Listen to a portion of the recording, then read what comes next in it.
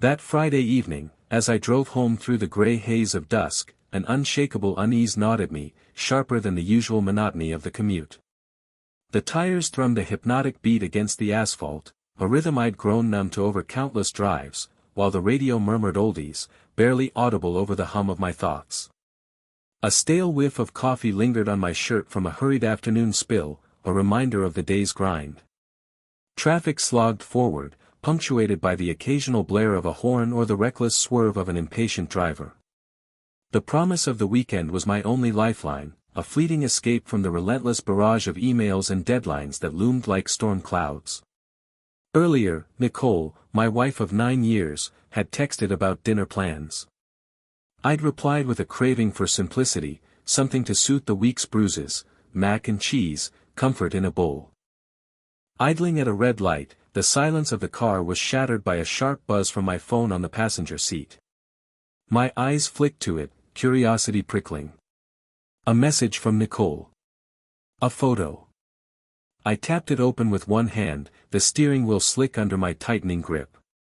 The image stole my breath, smooth skin, the delicate arc of a shoulder, a whisper of lace. My heart stuttered. Before I could linger on the details, the photo vanished, snatched away as if it were a forbidden secret, replaced by the taunting 3 dots of her typing. Then, the words flashed across the screen, "Sorry, that wasn't meant for you." My stomach dropped. Not meant for me. The phrase clawed at my mind, each syllable a splinter. What the hell did she mean? My chest constricted, pulse hammering, as I fumbled a reply, desperate to mask the tremor in my fingers. What was that? I sent, the question burning with unspoken dread. Those 3 dots returned, hovering like a held breath, stretching time into an agonizing eternity. At last, her response blinked into existence, nothing, just something personal. Forget about it. Forget about it. The words slammed into me, a gut punch that left me reeling. My mind churned with questions, each one darker than the last, as my heart raced against the cage of my ribs. A horn blared behind me, sharp and accusing, snapping me back to the present. The light was green. I tossed the phone aside, its weight now a burden, and jammed my foot on the gas. But my thoughts were a wildfire, untamed and consuming. That image, those curves, that lace, and her damning words, "Not meant for you," looped relentlessly in my head. If not for me, then who? Who was on the other end of that intimate glimpse? By the time I pulled into the driveway, the setting sun bled long, ominous shadows across the yard. Warm light seeped through the blinds, bathing the house in a deceptive golden glow, but a chill settled in my bones. For the first time, this place, our home, felt like a stranger's domain.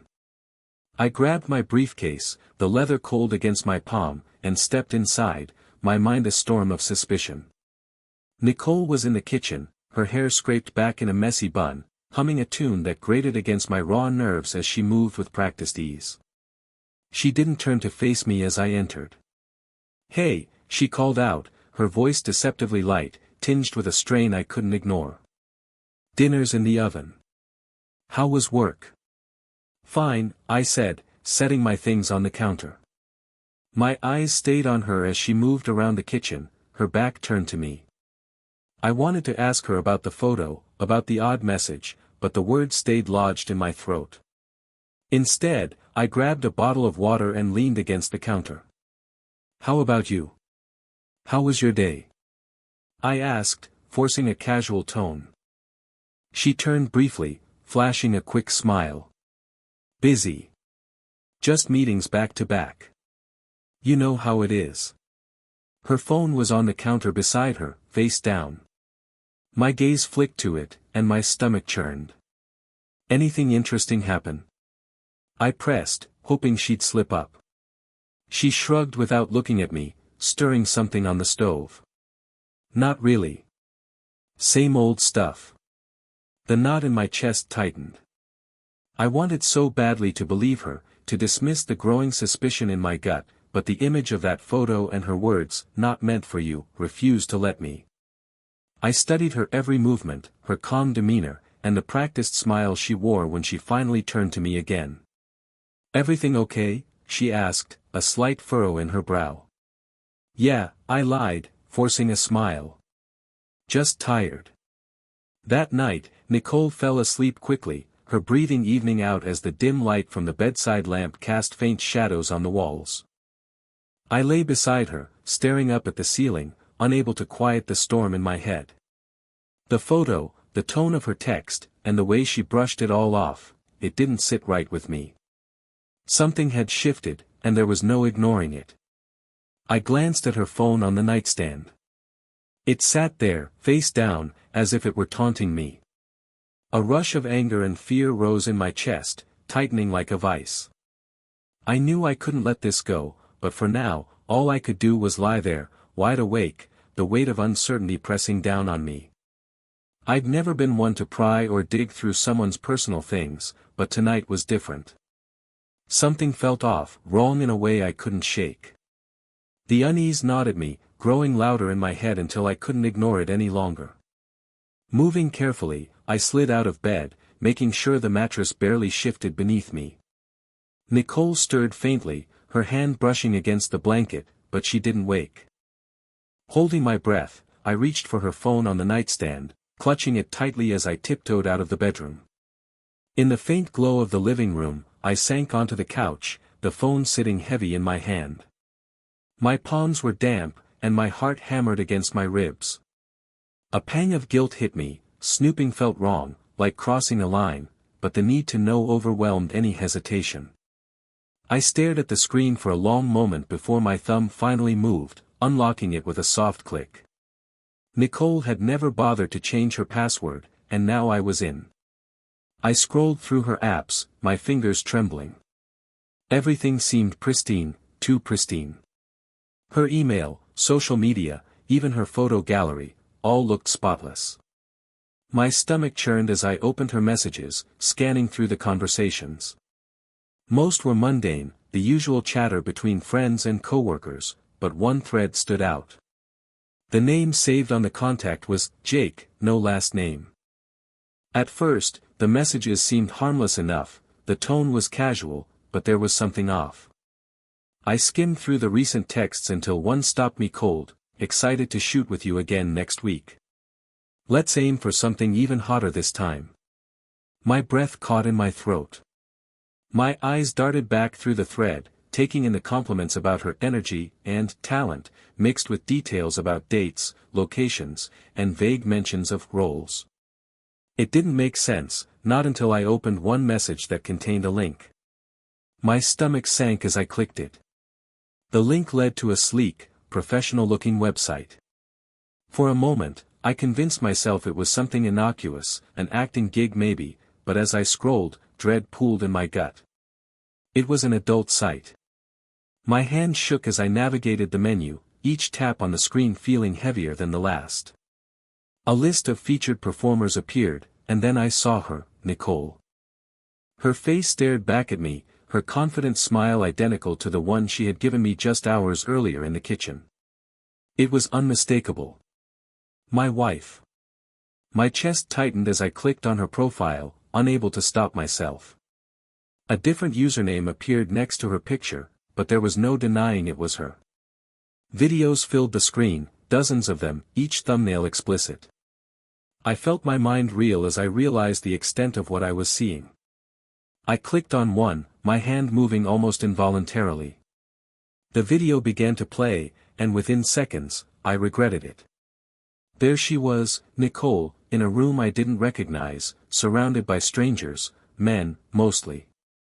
Black and brown men dominated the scenes, their presence unmistakable.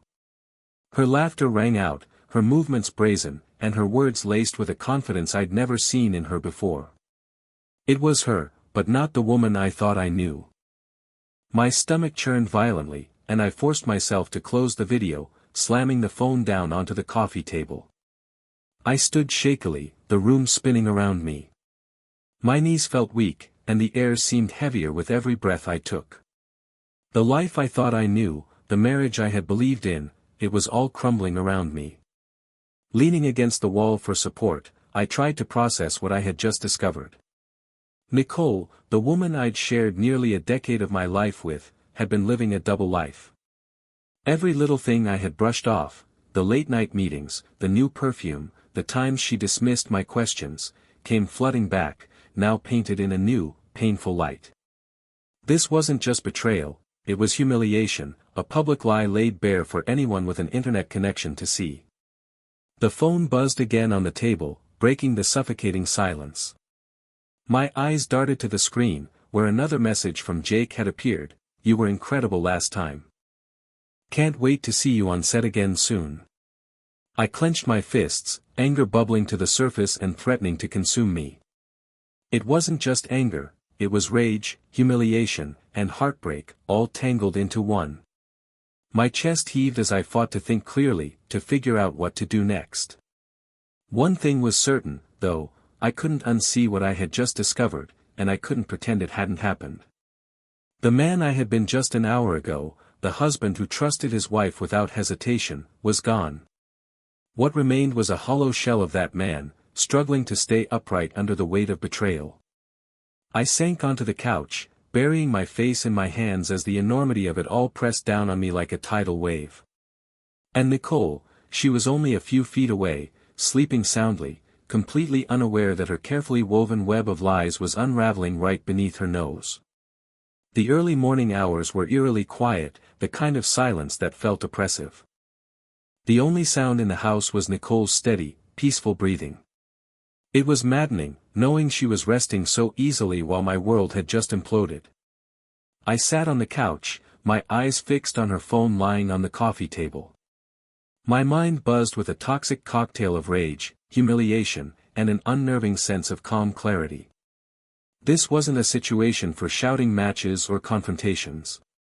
Nicole had built an entire life on deceit, hiding a part of herself from me and from everyone else. I wasn't about to give her the satisfaction of seeing me crumble, not this time. Instead, I picked up her phone again with cold determination.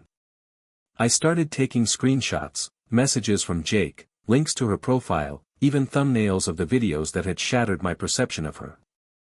My stomach churned as I went through it all, but I forced myself to keep going. I needed every piece of proof. Once I was done, I sent all the evidence to my own phone, ensuring I had a record of everything. Then, I opened a drawer in the living room and pulled out a small box I'd ordered years ago but never thought I'd actually use. It was a set of discreet surveillance equipment, tiny cameras and voice recorders. I had initially bought them for home security, now, they had a different purpose. I placed the cameras in strategic spots, the living room, the kitchen, even the bedroom. The voice recorders were tucked into hidden corners, spots where they'd remain undetected but pick up every sound. It felt invasive, violating even, but I reminded myself that Nicole had already obliterated every boundary of trust. This wasn't about fairness anymore, this was about survival. By the time I finished, the first rays of daylight were breaking through the blinds. I grabbed a piece of paper and jotted down a note, keeping it short and emotionless. "Nicole, I know everything. I've included proof, so there's no denying it. Don't contact me. We're done. Good luck explaining yourself to everyone." I left the note on the kitchen counter alongside printed screenshots of her messages and the link to her profile on the site. For a moment, I stood there, taking in the house, the life we had built together, the photos on the walls, the furniture we had carefully picked out, the kitchen where we'd shared countless meals. All of it felt hollow now, as if it had been part of a cruel joke I was only just starting to understand. With my packed bag in hand, I walked out of the house without looking back. The drive to my old apartment felt like I was drifting through a surreal dream. I hadn't set foot in the place since Nicole and I had moved in together, and it felt strange going back. The apartment was small and cramped, but it was mine, a space where her lies couldn't reach me. Thankfully, the landlord had kept it as a short-term rental, and I still had a key. Inside, the air was stale, and the walls were bare, but for the first time that night, I felt a faint glimmer of relief. It wasn't much, but it was freedom. Dropping my bag on the floor, I collapsed onto the couch, exhausted but far from at peace. My phone buzzed in my pocket, pulling me back to the moment. It was time to take the final step. With a few taps, I forwarded the link to Nicole's profile to everyone close to her, family, friends, anyone whose number I had. Her parents, her sister, her best friends, they all received the same message: thought you might want to see what Nicole has been up to. I didn't add anything else, the evidence spoke louder than any explanation could. As I hit send, a grim sense of satisfaction settled over me. She had spent years hiding this from everyone, living a double life without consequence. Now, the truth would be out in the open, and she'd have no one to blame but herself.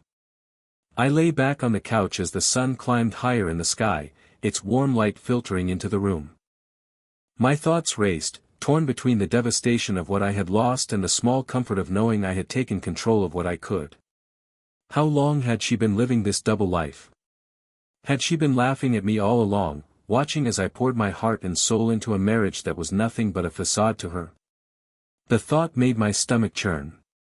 At least we didn't have kids, thank God for that.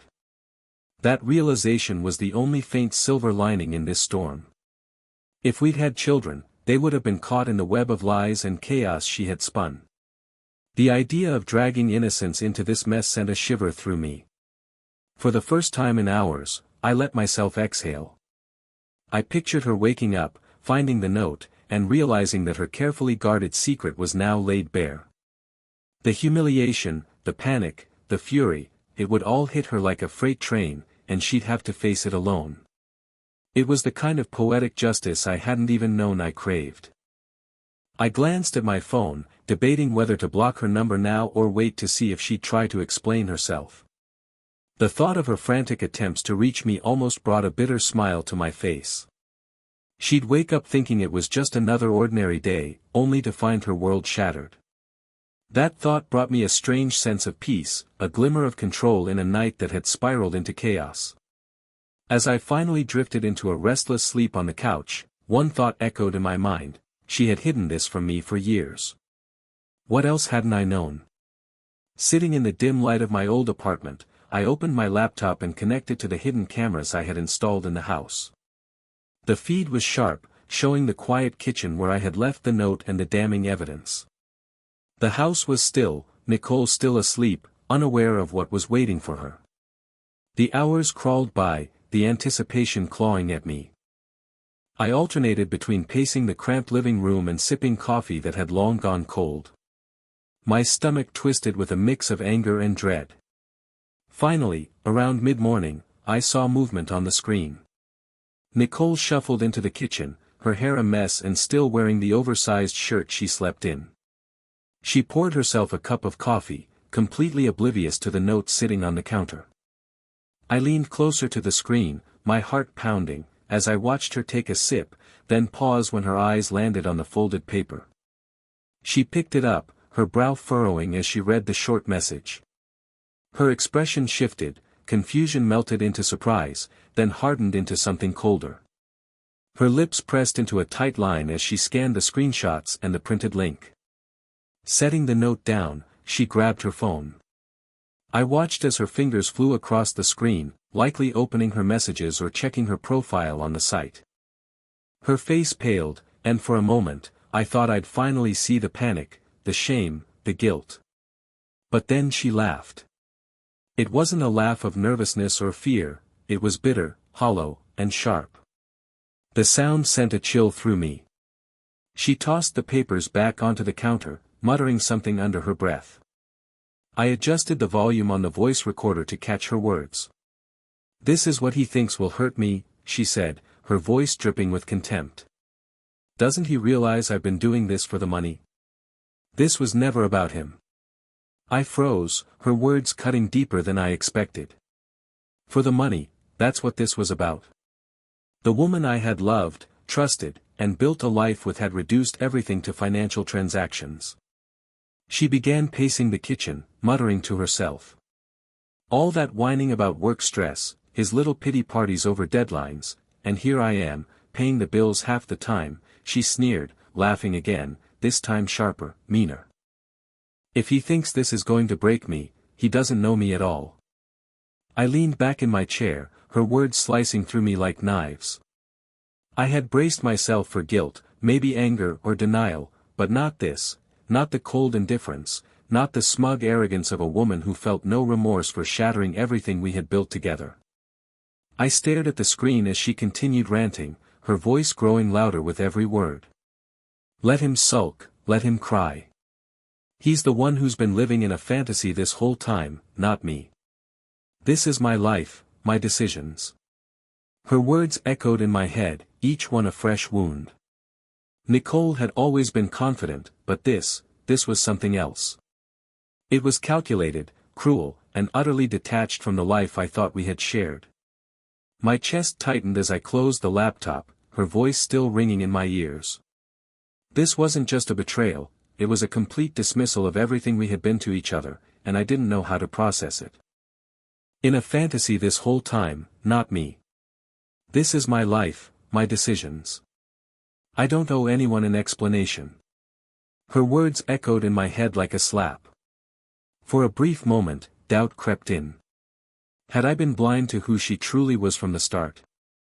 Had I played the fool in this twisted game she'd been running? But then I reminded myself of the link I had sent to her friends and family. She might not care about my opinion, but the judgment of those closest to her, that would be much harder for her to ignore. This was just the beginning. I watched her storm off to the bedroom, slamming the door behind her. The sound reverberated through the feed as I closed my laptop and leaned back in my chair. The room was silent now, but my mind was a storm of emotions. Her reaction wasn't what I had expected. There wasn't a shred of remorse, not even a flicker of shame. That cold indifference, that brazen confidence, it made everything I had done feel even more justified. Picking up my phone, I scrolled through the messages I had sent to her family and close friends. There were no responses yet, but I knew it was only a matter of time. Nicole had spent years crafting the perfect facade, hardworking, devoted, a loving wife. But that mask was about to shatter, and when it did, it wouldn't just be me she had to answer to. I sat there, staring at the blank walls of my old apartment, my thoughts consumed by the woman I had loved for nearly a decade. How long had she been living this lie? How long had I been working tirelessly to build a life for us while she spun a web of deceit? The betrayal felt like a blade twisting deeper every time I thought about it. But I had to remind myself, this was just the first move. Her world might still seem intact to her, but the cracks were already forming. Her parents, her siblings, her closest friends, they would all see the truth, and when they did, I'd be there to witness the fallout. Closing the laptop, I grabbed my phone again. The morning's events swirled in my mind, but I knew I had to act quickly. Nicole's arrogance, her bold indifference, it was clear she wouldn't go down without a fight. If she had been funneling money into her secret life, I had to cut her off before she could weaponize it against me. I dialed Robert, my lawyer. He wasn't just any lawyer, he was the kind of man who thrived in messy situations, the kind of man you called when you needed a shark. He answered on the second ring, his voice sharp and professional. Jason, what's going on? I need you to freeze every account Nicole has access to, I said, my voice trembling with urgency. Joint accounts, credit cards, everything. Do it now. There was a pause on the other end. Jason, you know I can't just do that without a solid reason. What's going on? I swallowed hard, steadying myself. I'll send you proof. She's been lying to me for years, funneling money into a double life, adult films, secret accounts, the works. I have evidence. I'll email it to you right now. Robert let out a low whistle. All right, send me what you've got, and I'll get started. But Jason, he added, his tone cautious, you need to be ready. If she fights back, this could get ugly. It's already ugly, I replied, my jaw tightened. Just do it. When I hung up, I felt a strange sense of relief. It wasn't much, but it was something, a small victory in a war I hadn't asked to fight. If Nicole thought she could keep living her double life while using me as her safety net, she was in for a rude awakening.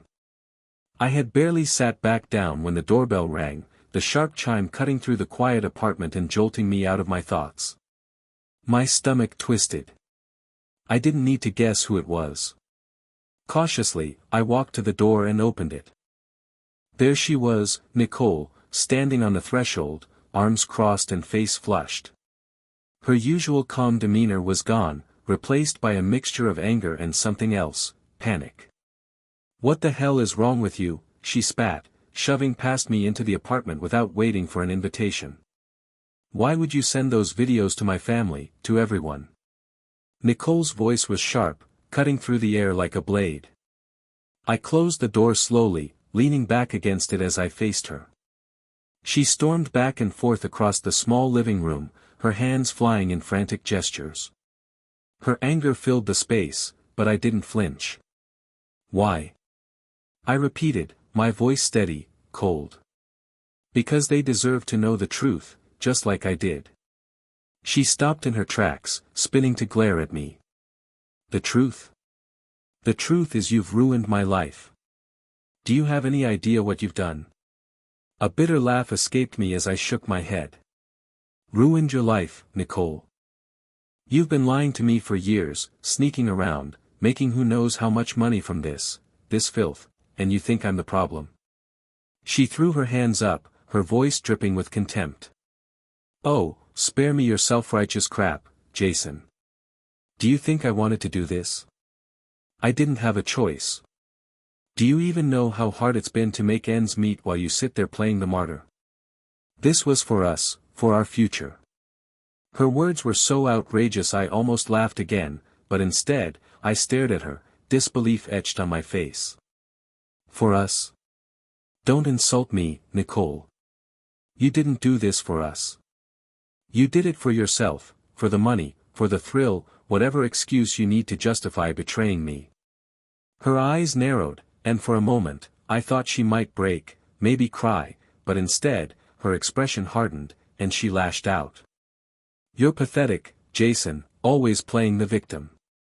You couldn't handle the pressure, so I stepped up, and now you're punishing me for it." "Stepped up?"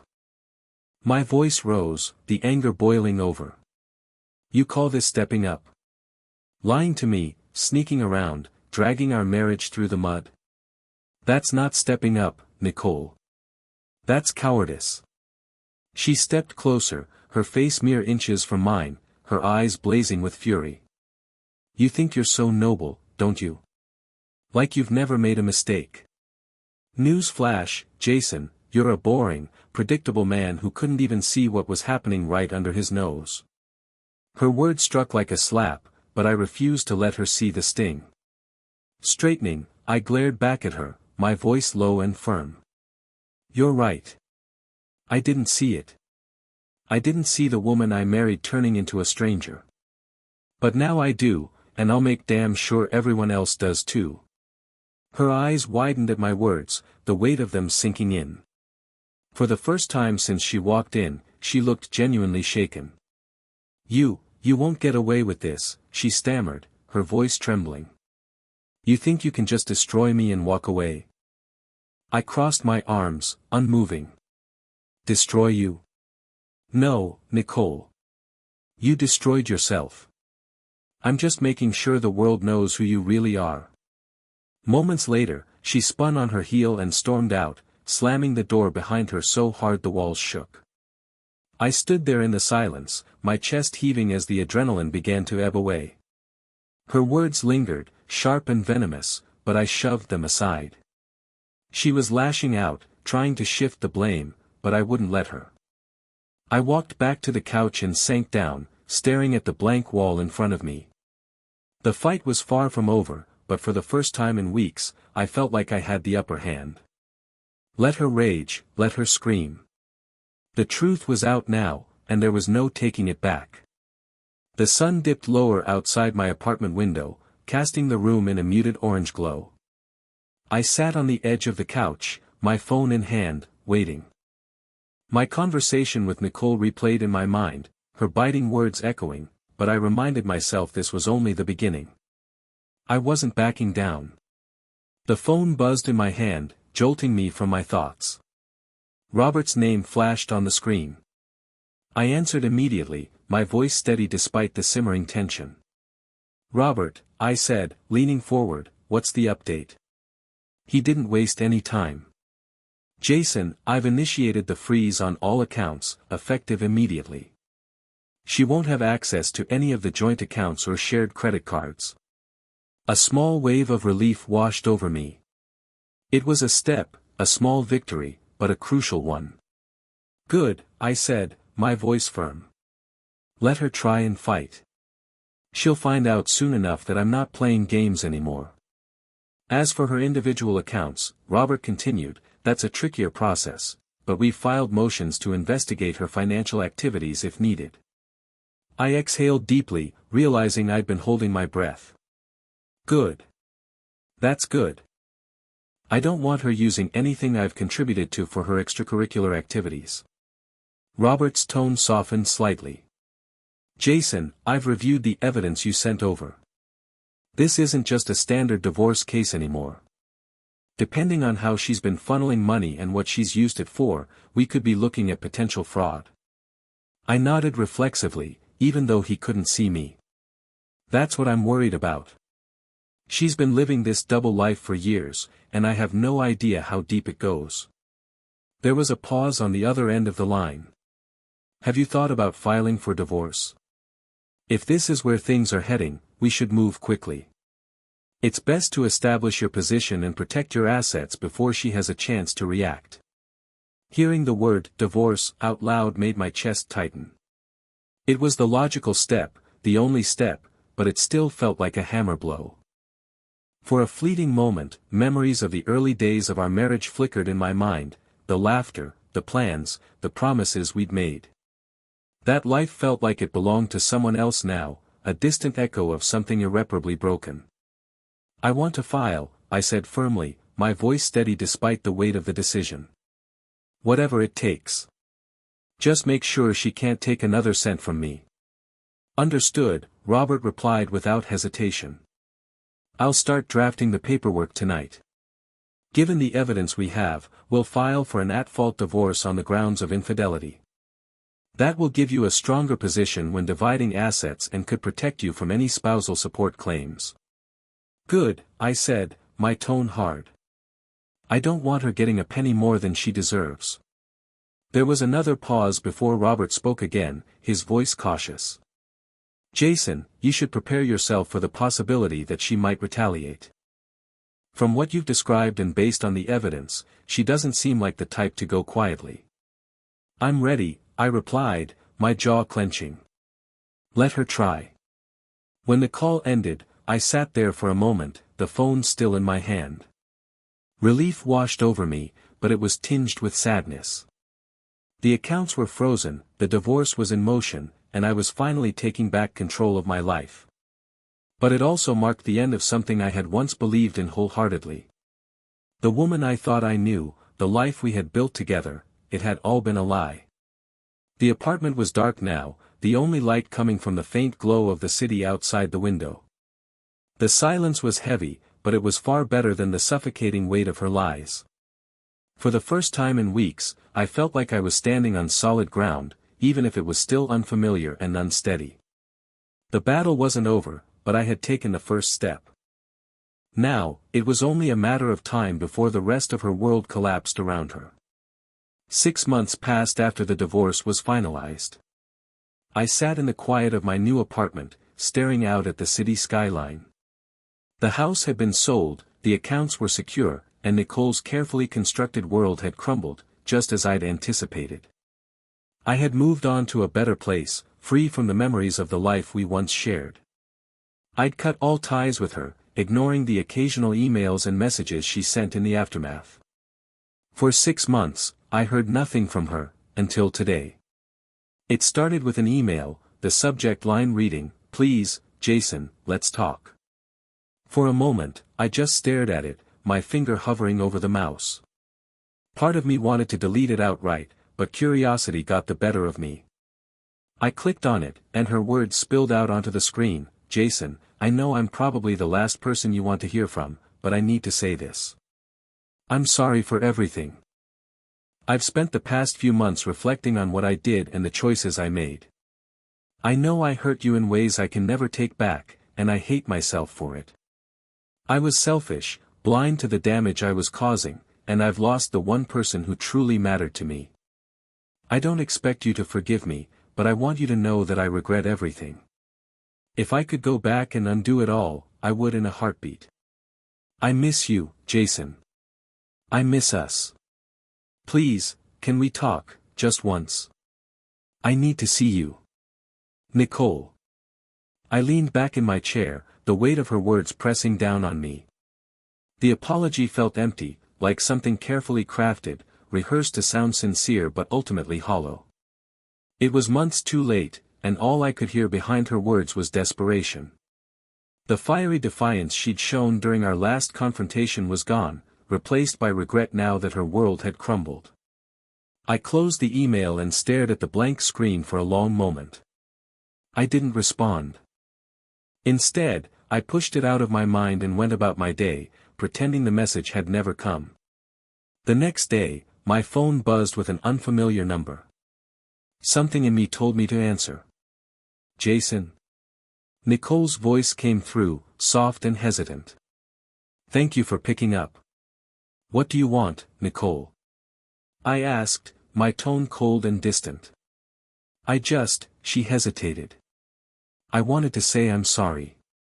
I know I ruined everything, but I've been working on myself. I've changed. I realized how much I took for granted. I was hoping maybe we could try again. I couldn't believe the audacity. My grip on the phone tightened as I fought to keep my voice steady. You think 6 months and a few apologies can erase what you did? The lies, the betrayal, the humiliation. I know I hurt you, she said quickly, her voice rising with urgency, but I was lost, Jason. I made mistakes, but I'm not that person anymore. Please, can't we at least meet and talk? Meet and talk. I repeated, my voice sharp with disbelief. Nicole, you didn't just make a mistake. You made a series of calculated decisions to deceive me. You lived a life that spat on everything we had, and now that it's all fallen apart, you want to crawl back like none of it happened. There was a pause on her end, and I could hear the faint hitch in her breath. I'm trying to make things right, she whispered, her voice trembling. I shook my head, even though she couldn't see me. You had your chance, Nicole. You made your choices, and now you have to live with them. I'm not giving you another opportunity to hurt me. Jason, she started, her voice breaking. No, I interrupted, my tone firm and final. We're done. We've been done. I've moved on, and you need to do the same. The silence on the other end stretched uncomfortably long before she spoke again, barely audible. I still love you. A bitter laugh escaped me. Love? You don't even know what that word means. I ended the call before she could say another word. My hands trembled slightly as I set the phone down. The conversation had stirred up something inside me, a complicated mix of anger, pity, and relief, anger at her audacity to think she could undo the past, pity for her desperation, and relief that I was no longer the man she could manipulate. That night, I sat on my balcony, gazing out at the glittering city lights. The past 6 months had been a slow but steady journey of healing, of rebuilding my life from the wreckage of her betrayal. Her apology, while far too late, served as a reminder of how far I had come.